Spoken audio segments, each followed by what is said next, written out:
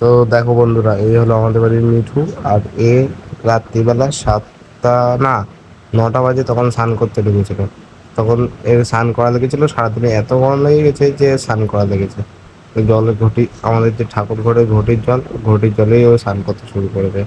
চারিদিকে তো জল ছিটাচ্ছে আর নিজেও স্নান করছে। একে বাবা এনেছিল ছোটবেলায়, তখন এ খুব ছোট ছিল। আর এর ডানায় একটু ব্যথা, মানে এক পাশের ডানাটা একটু খারাপ বলে এ উঠতে পারে না।